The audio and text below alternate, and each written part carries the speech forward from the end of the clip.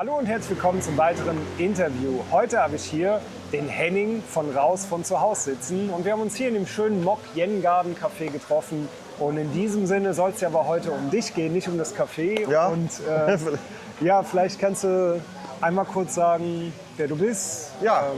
Ja, du hast auch einen YouTube-Kanal und ja, kannst dich ja gerne kurz vorstellen. Ja, ich bin der Henning, bin eigentlich Berliner, aber habe die letzten 20 Jahre in Hamburg gewohnt Ja. und bin 2019 das erste Mal an YouTube-Travel-Kanäle gestoßen. Ja. Und dann kam Corona, wie auch immer. Gab es ein Erlebnis vor einem Jahr in Hamburg. Da hatte ich halt Krach mit meinem Vermieter und das war der Auslöser im Grunde, dass ich auf Weltreise gegangen bin. Ah ja, Ja, du bist, mit offenem Ende. okay, also das heißt, du bist jetzt quasi im September, wenn ich das richtig erinnere, ne, bist du auf Weltreise gegangen. Richtig. Und ganz wichtig, du hast auch einen YouTube-Kanal, ne? Ich habe einen YouTube-Kanal, weil das Ja. so meine Passion ist auch, ne? Und Bock Ja. drauf habe. Genau.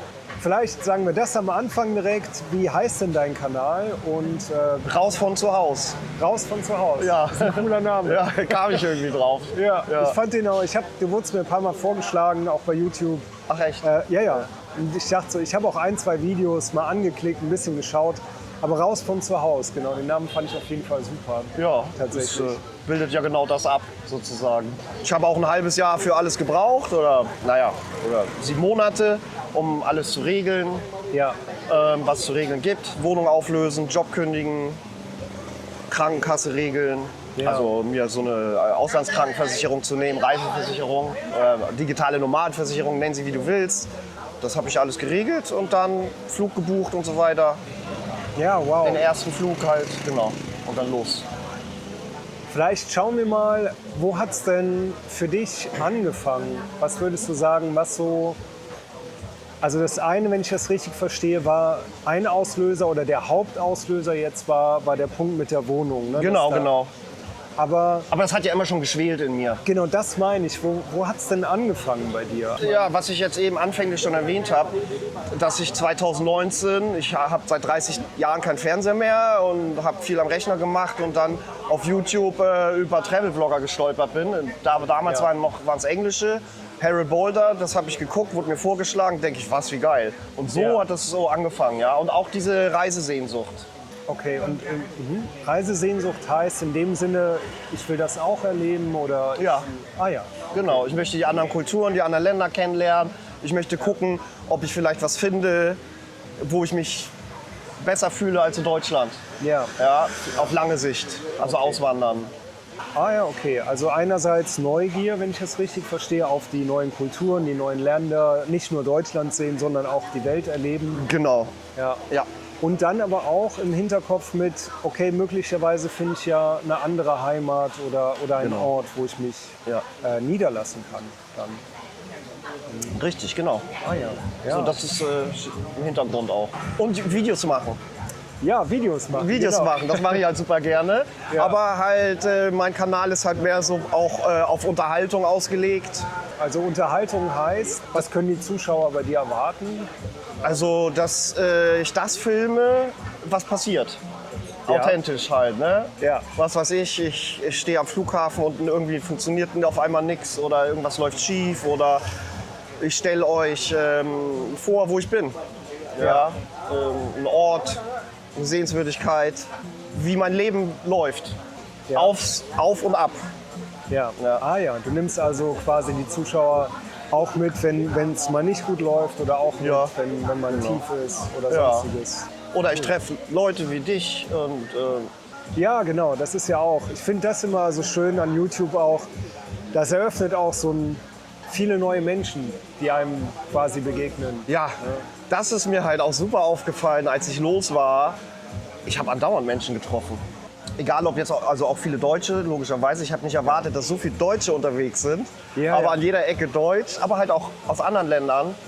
Etwas verbindet dann, nämlich dass man das macht, die Leute triffst du halt nicht in Deutschland. Ja, ja, ja, genau. Genau, ja. aber jetzt auf einmal. Ja. Und es ist halt super, super schön, sich mit so Leuten zu unterhalten. Und weil man halt selber tickt so ein bisschen.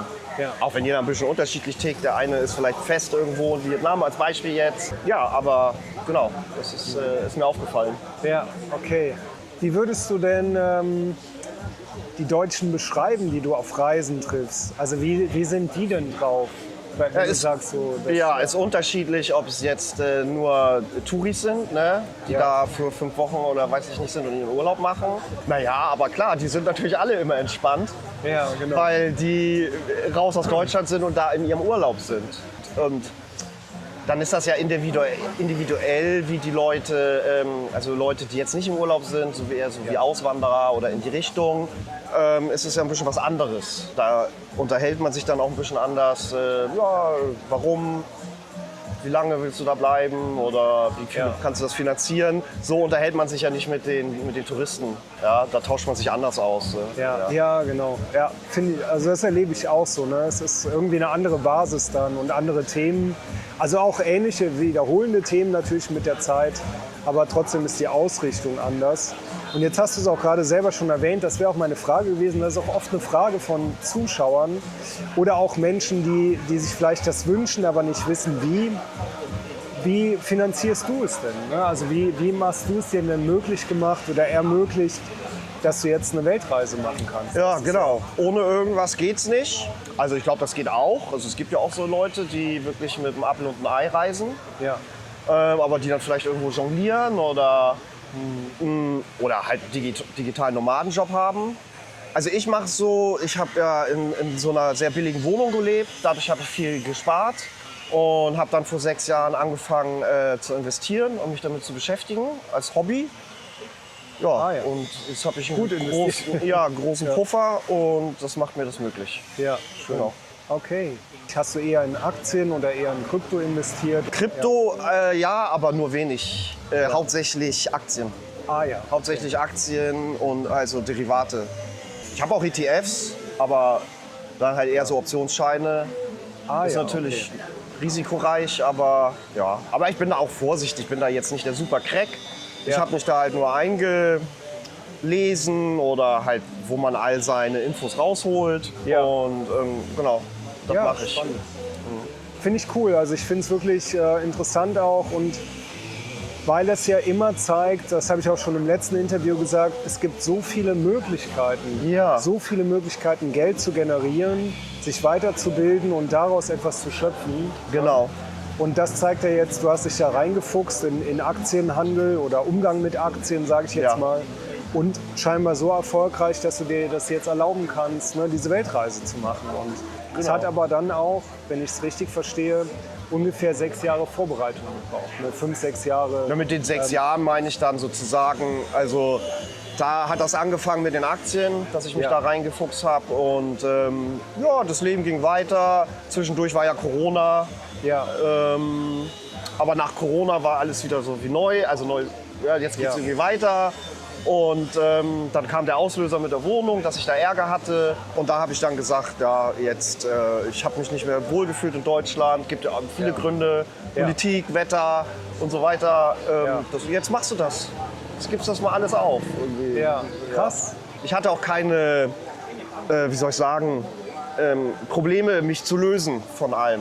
Meine Mutter unterstützt das, mein Bruder unterstützt das. Ja, das ist ja auch, stelle ich mir sehr wertvoll vor, ne, wenn du so Rückendeckung hast. Also wenn da nicht, das gibt es ja auch manchmal, ne, dass dann Bekannte und Freunde einen versuchen zu halten oder dagegen reden. Aber du scheinst da ja wirklich Rückenwind zu haben. Ja, ich hatte einen Freund, das ist aber schon ein paar Jahre her, wo ich das mal anfänglich so, was mir so vorschwebt in der Zukunft, dass ich sowas gern machen würde. Ja. Aber der war dann ganz negativ. Ah ja, okay. Nein, und das wird nichts und du wirst ermordet irgendwo. Ja, okay, so eine Sache halt. Ja. So, hä? Irgendwie. Ja. Ja, das ist gut. Weil, wie hast du es denn geschafft für dich persönlich, das finde ich ja auch immer interessant und fragt sich vielleicht auch der ein oder andere, das durchzuziehen?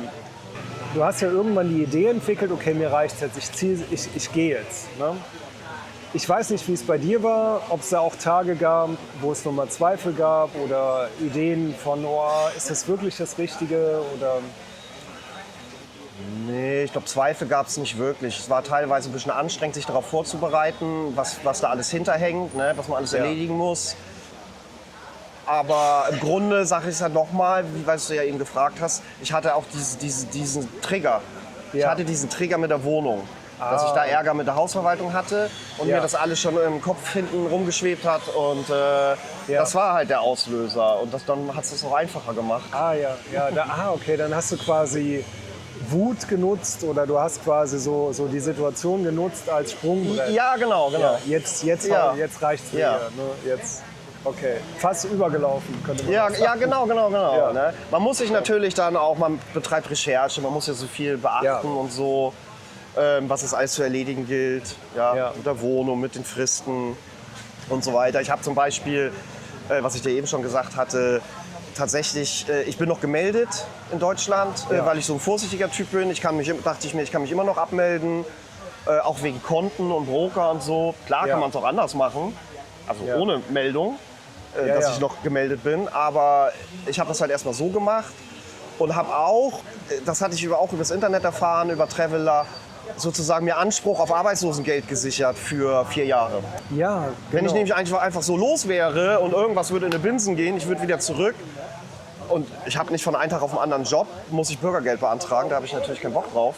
Ja. Und dann habe ich erfahren, dass man halt sich Anspruch, dass es dann ruht dann, so nennt sich das gesetzlich, es ruht, aber man muss die Routine halt durchgehen, arbeitssuchend melden, arbeitslos melden, Arbeitslosengeld beantragen und dann dem Arbeitsamt sagen, so, jetzt bin ich weg. Und dann ruht das. Aber damit hat man sich die 4 Jahre gesichert. Ja, das ist super, dass du das nochmal sagst, ne? Weil das ist ja vielleicht auch für den einen oder anderen hilfreich. Ne? Es geht jetzt nicht darum, dass du hier während der Reise Bezüge hast.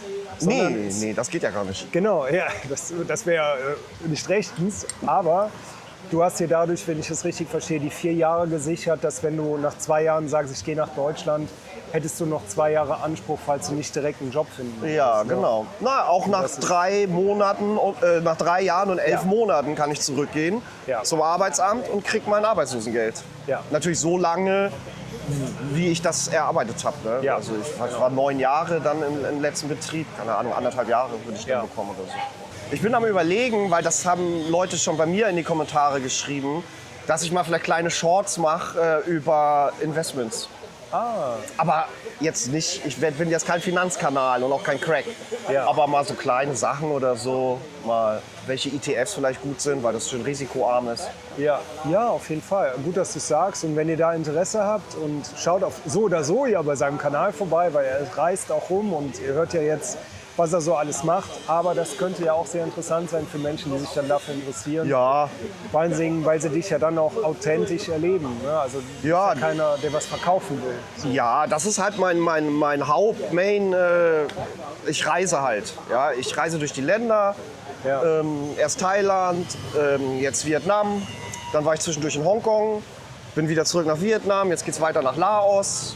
Ja. Von Laos weiß ich noch nicht. Es ist immer so, ich plane mir das nicht Monate vor. Also drauf los halt.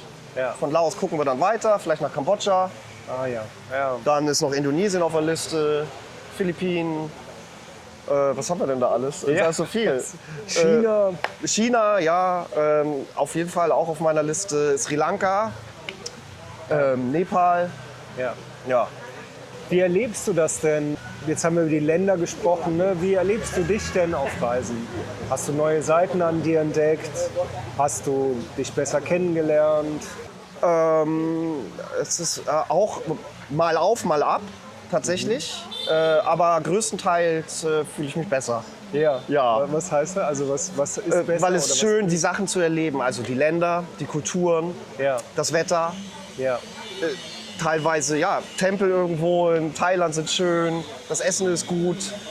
Genau, und dann manchmal sage ich mir so, ach Henning, es ist einfach schön, dass du jetzt gerade hier bist. Diese Momente. Ja, und wenn mal halt ein paar Sachen schief gehen, keine Ahnung, man kriegt kein Geld aus dem Automaten, irgendwas, was einen zurückwirft, es regnet eine Woche, ja, dann bin ich auch so ein bisschen, ja, niedergeschlagen. Aber, Ja.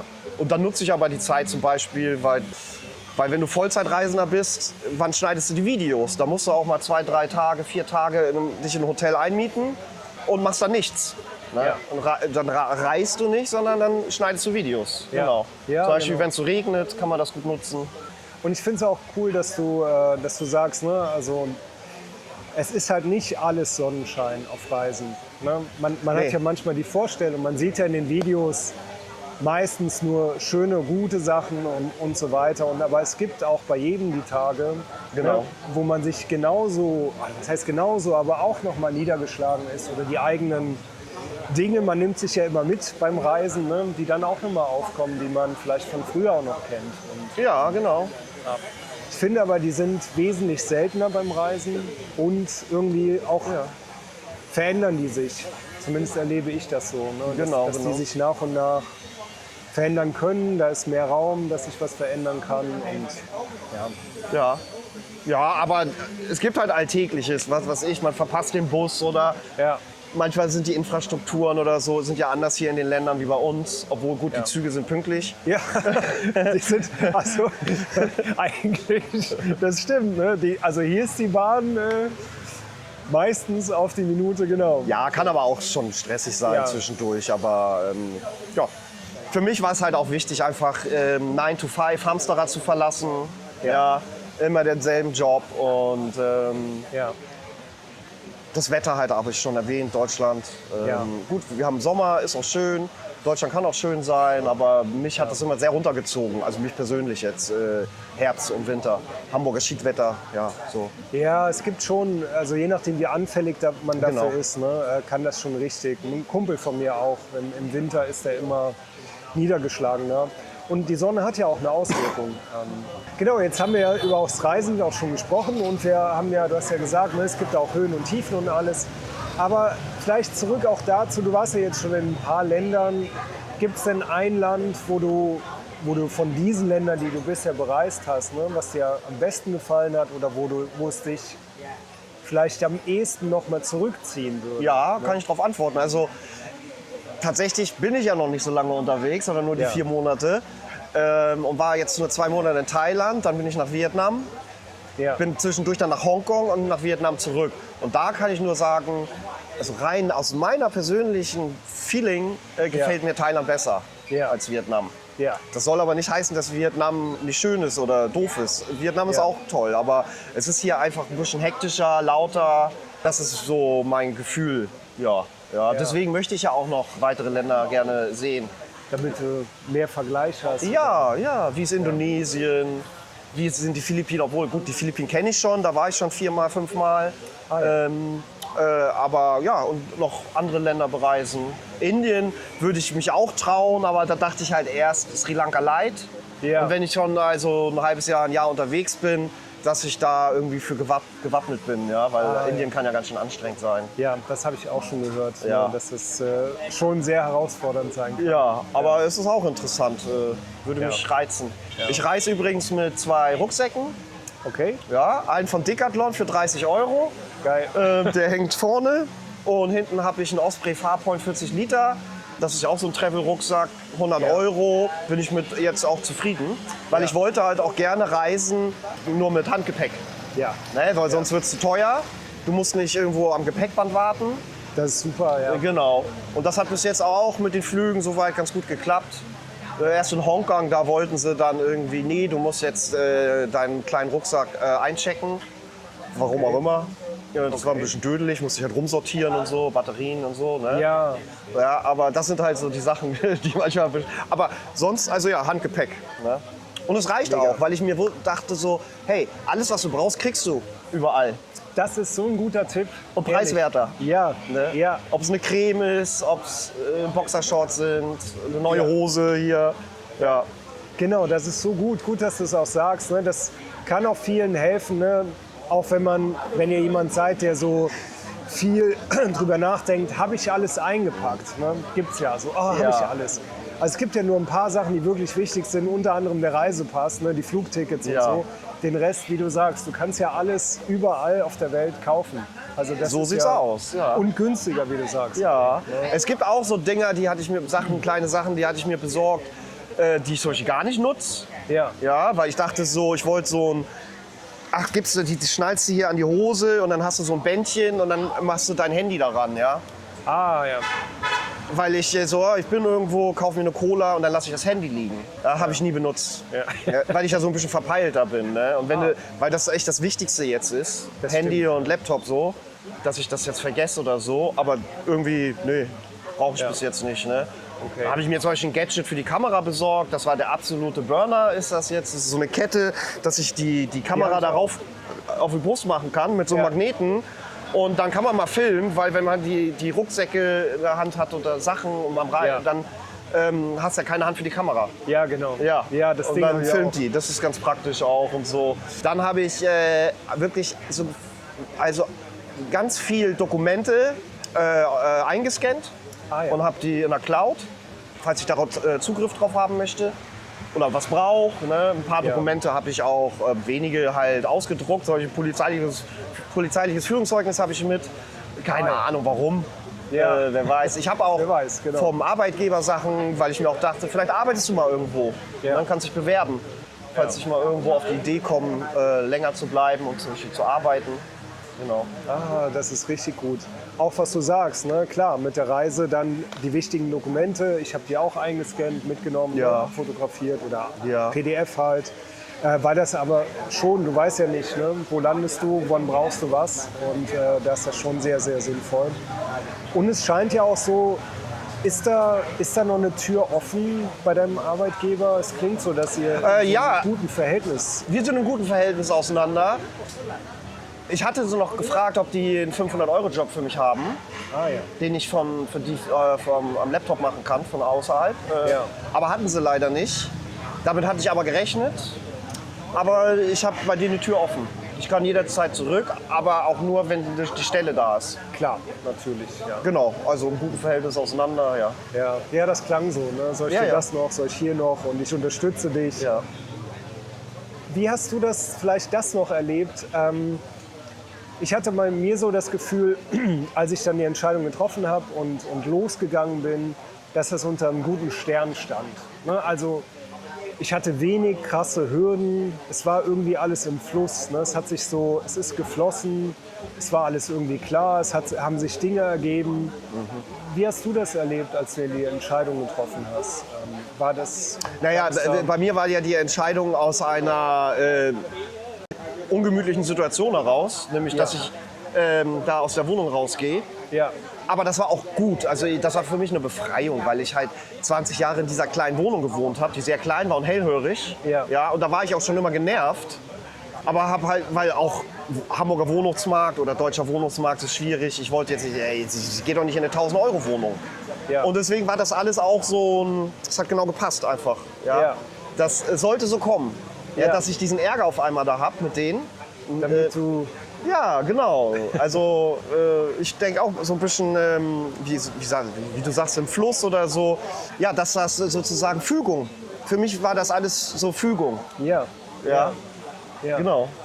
Ja, und das meinte ich, ne? Oder schön, dass du das auch so nochmal sagst, weil ich frage das auch unter anderem, weil es gibt ja mit Sicherheit auch Zuschauer, die sitzen zu Hause und die haben große Angst vor dem Schritt, ne? Oder machen sich Ja. Sorgen. Ne? Und gerade deswegen stelle ich solche Fragen, um auch zu schauen, ne? Wie hat es denn geklappt dann letztendlich? Es braucht Mut, man muss Sicherheit aufgeben. Habe ich auch immer gehört von Leuten, die mir gesagt haben, oh, das ist aber mutig. Ja, Und ich habe immer gesagt, ja, finde ich nicht so.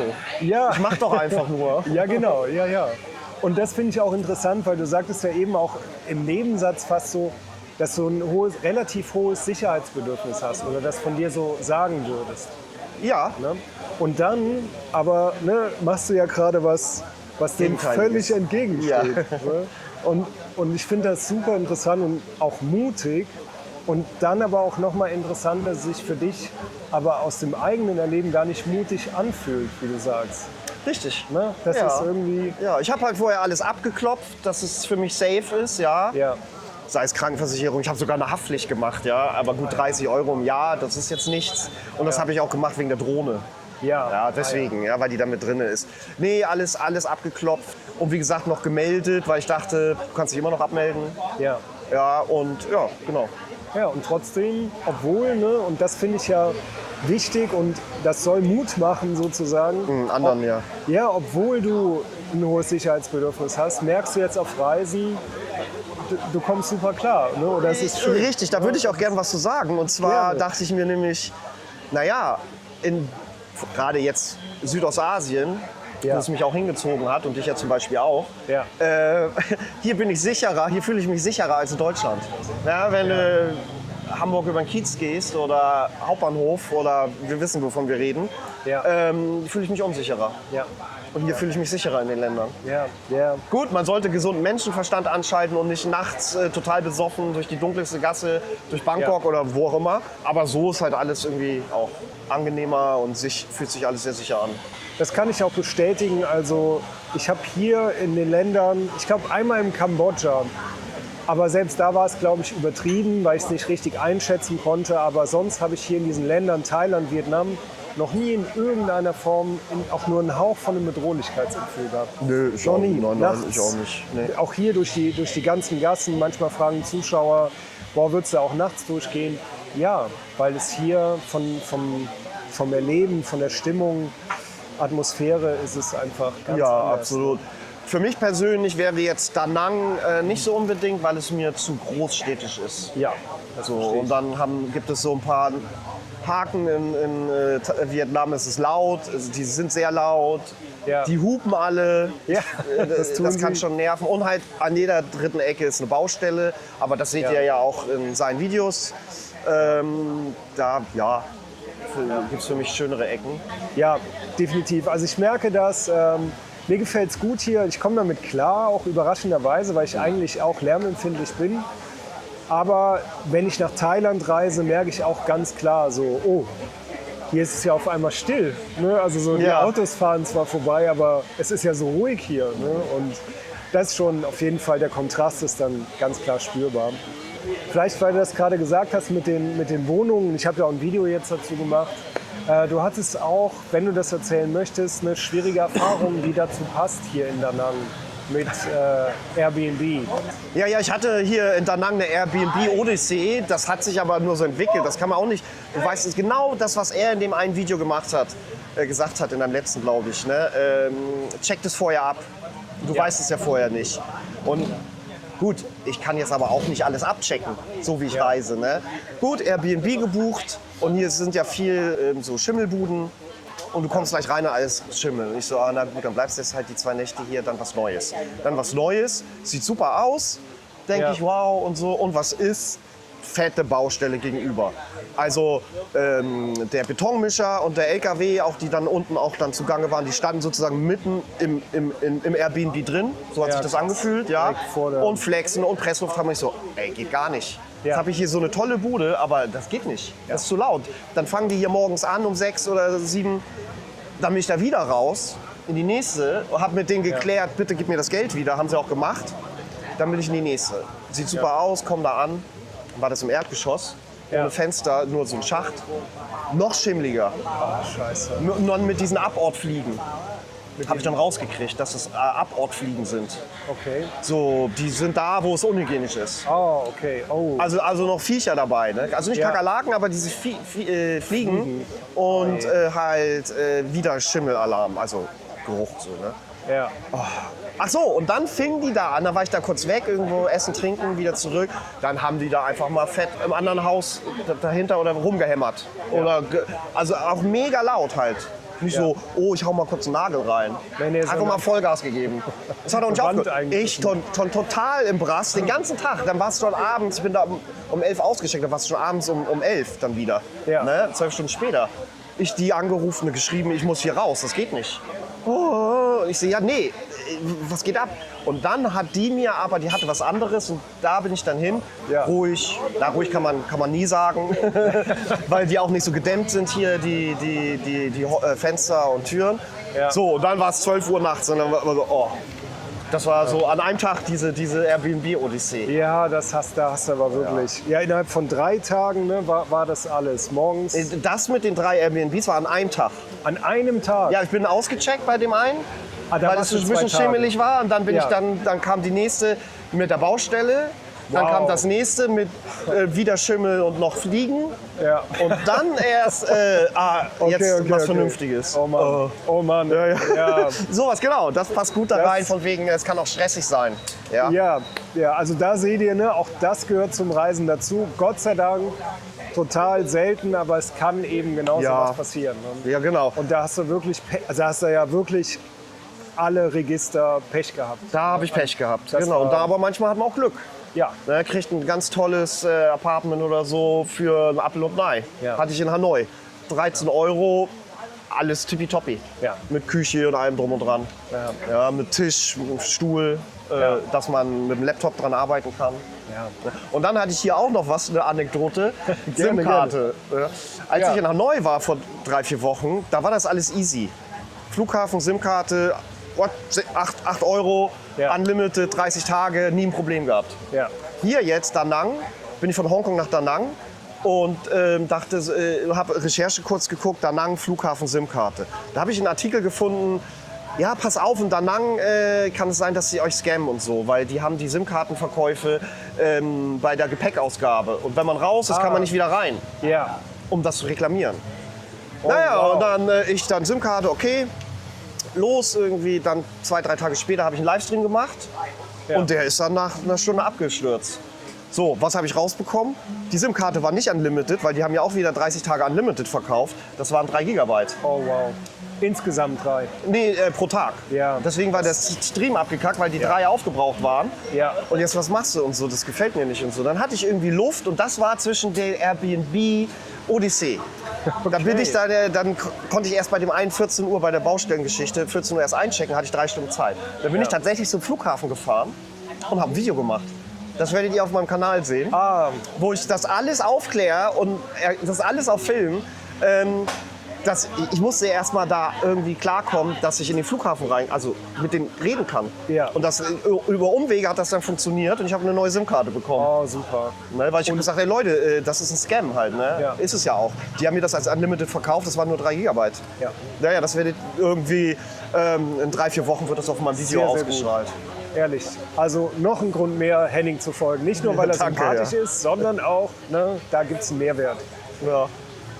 Ja, sehr interessant. Ja, das gibt's auch hier. Ne? Es gibt's leider auch hier. Scams. Ja. Mir ist noch keiner bisher untergekommen. Toi, toi, toi. Den Virtual Store, den ich empfehle auf meinem Kanal, ne, der ist auf jeden Fall sicher und die ist super, die Dame. Aber ja, sowas kann passieren. Kann passieren. Man kann sich auch sagen, hey komm, die 8 Euro. Aber es geht auch manchmal ums Prinzip. Ja, ja, das finde ich ist auch. nicht so in Ordnung. Das finde ich auch. Ja. Also, ne, da wird es mir auch ums Prinzip gehen. Ja, ansonsten, na, ich glaube, das war jetzt rund. Ja, ich würde sagen, ich versuche meinen Kanal weiter aufzubauen. Ich bin unterwegs. Genau. Ja. Und du hast jetzt, ich glaube, 700 oder 800. Genau, ich habe Abonnenten, ne? 760 Abonnenten jetzt. Ja. Stunden habe ich schon genug. Brauche jetzt die Monetarisierung. Ja. Genau. Also auch da könnt ihr was Gutes tun. Ne? Ihr könnt Henning helfen, monetarisiert zu werden.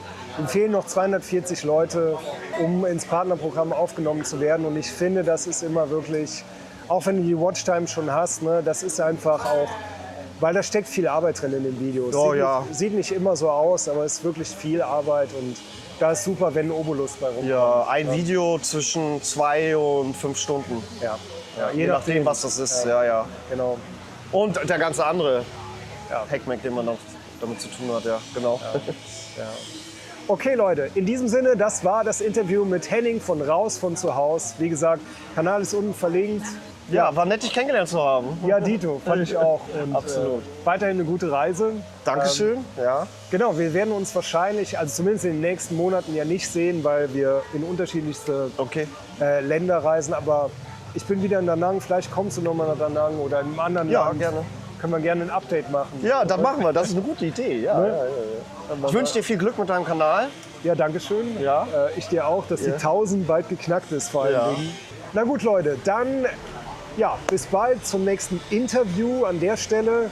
Es sind sogar schon 2, 3 weitere geplant. Irgendwie kamen jetzt einige doch, die angefragt haben. Von daher werden also jetzt Interviews ein regelmäßiges Element des Kanals. Und in diesem Sinne sage ich bis bald hier auf Stefan in Asien. Ciao, ciao.